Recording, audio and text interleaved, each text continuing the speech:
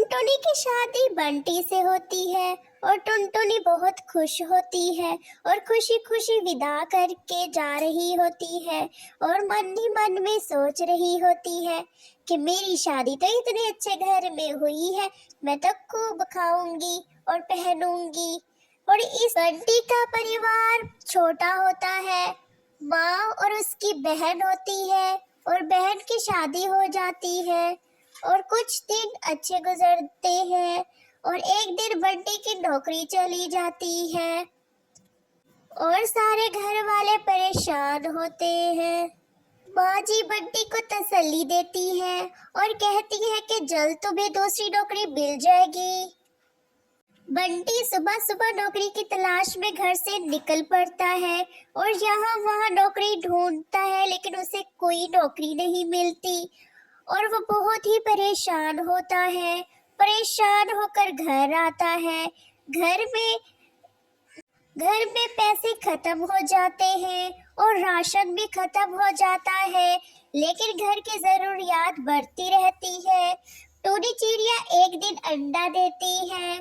जब शाम को बंटी थक हार कर घर आता है तो टूनी चिड़िया उसे बोलने लगती है, अरे सुनिए जी, अब तो घर में संतान आने वाली है, अब तो कुछ नौकरी का बंदोबस्त कीजिए, कैसे घर चलेगा?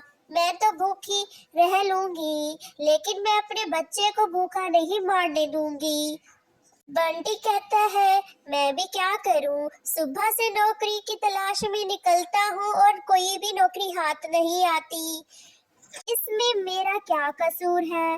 तुम ही जरा मुझे बताओ, मुझे मशवरा दो। और ये कह के वहां से चला जाता है।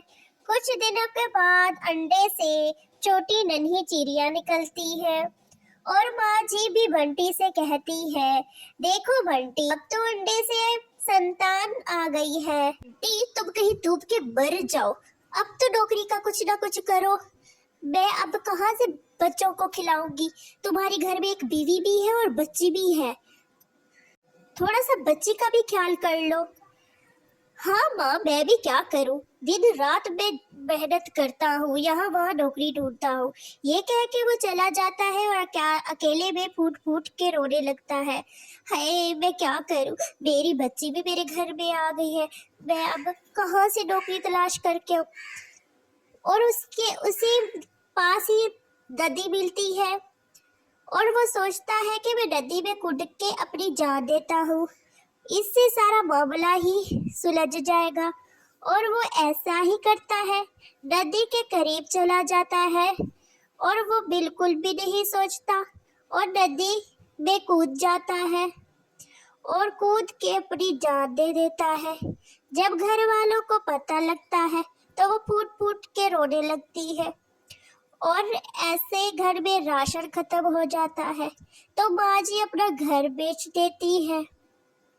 फिर टुनटुनी माँ जी और अपनी बच्ची को किराए वाले घर में बिठाकर खुद काम की तलाश में निकल पड़ती है।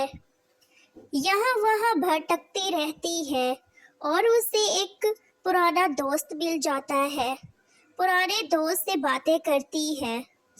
पुराने दोस्त को अपने बारे में सब बताती है।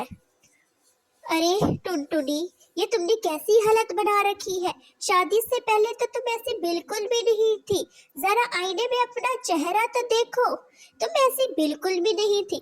फिर टुनटुनी अपनी जिंदगी में किए हुए मामला बताती है और कहती है कि मैं कहाँ से शुरू करूँ, कहाँ खत्म करूँ, मेरी तो जिंदगी ही बर्बाद हो गई है।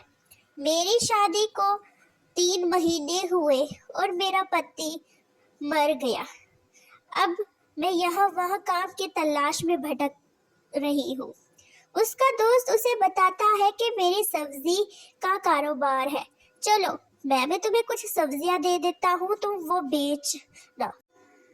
टिंकू टुनटुनी को अपने घर ले आता है और उसे एक सब्जी की टोकरी देता है और कहता है कि सब्जी का रेट मार्केट में बहुत है, लेकिन मैं तुम्हें कम रेट में दे रहा हूँ, पहले तुम 20 रुपए किलो बेचना, जब बिकने लगे तो 50 रुपए किलो बेचना।